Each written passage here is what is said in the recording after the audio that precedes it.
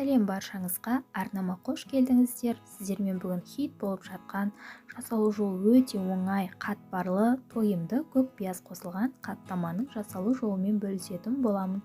Видеомды соңына дейін қарап, пікір қалдырып, лайк басып, тіркеле кетуді ұмытпаңыз. Ол мен үшін өте маңызды. Ендеше менімен бірге болып, арнамнан алыстамай рецептіні бірге бастайық. Ең алдымен електен өткізіп, алдын ала дайындап алған ұнымызға жұмыртқамызды салып, және де оның үстіне бөлме температурасындағы суымызға 1 шай қасық тұзымызды салып, тұз ерігенше араластырып, массамызға суымызды аз-аздан видеодағыдай құя отырып, ең алдымен осылай қасықтың, содан соң икемге келген соң қолымыздың көмегімен орташа қаттылықта қамыр илейтін боламыз.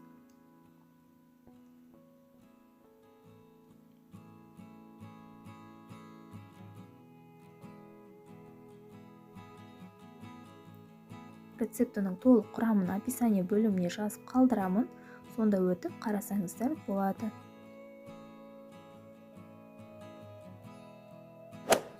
Өзіме ыңғайлы болу үшін осылай силиконовый коврикке түсіріп, осылай илеп алдым. Мінекей көріп тұрғандарыңыздай қамырымыз дайын. Енді ыдысымызға салып, бетін пищевой пленкамен жауып, жарты сағатқа демалдырып қоятын боламыз.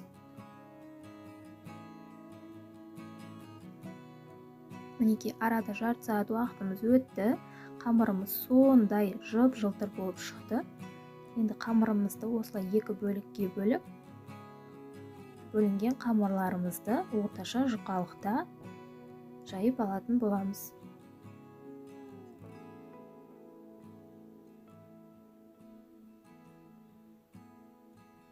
Міндетті түрде ұн себе отырып жайыңыздар. Сол кезде қамырларыңыз жабыспай әдемі болып жайылып шығатын болады.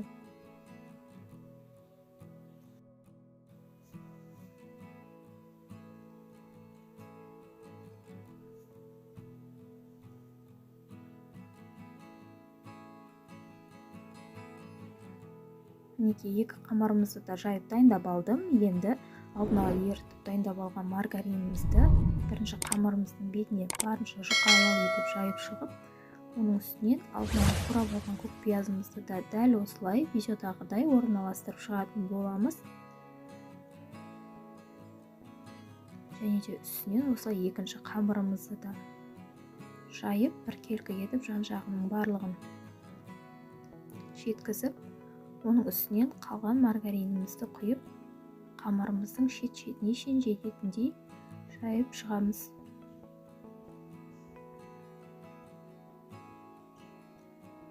Енді осылай видеодағыдай майда бөліктерге бөліп аламыз. Сонымен осылай нығыздап қамырларымызды екі бөліктен бізде бір қаттама шығады. Осылай нығыздап орап аламыз.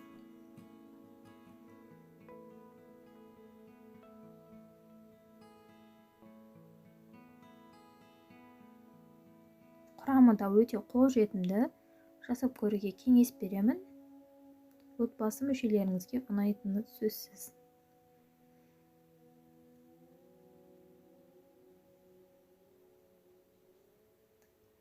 Мінекей дайындап алдық.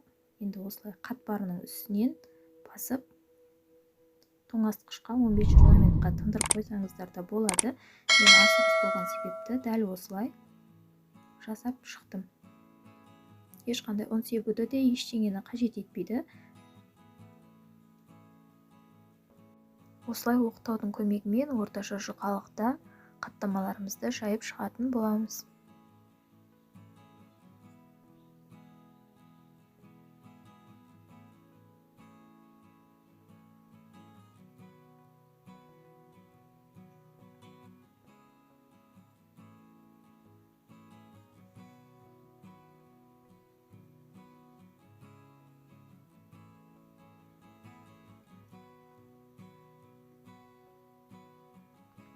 Мінекей 6 бөлігімізді де жайып алдық.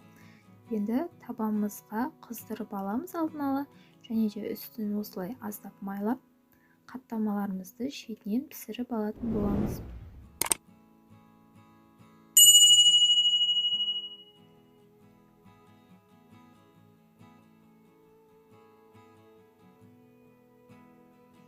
осылай бетін жауып қойсаңыздар, қаттамаларыңыз өте жұмсақ болып пісіп шығатын болады. Екі бетін алма-кезек алмастыра отырып пісірсеңіздер, қаттамаларыңыз біркелкі қызарып пісіп шығатын болады. Неге көрінісі де сондай дәмді, аппетитті ашып тұр. Міндетті түрде жасап көріңіздер. Сіздермен болған Ариана. Видео ұнаса, міндетті түрде пікір жазып, лайк басып, арнама тіркелмеген болсаңыз тіркеліп, жанында тұрған қоңырауша белгісін баса кетуді ұмытпаңыз.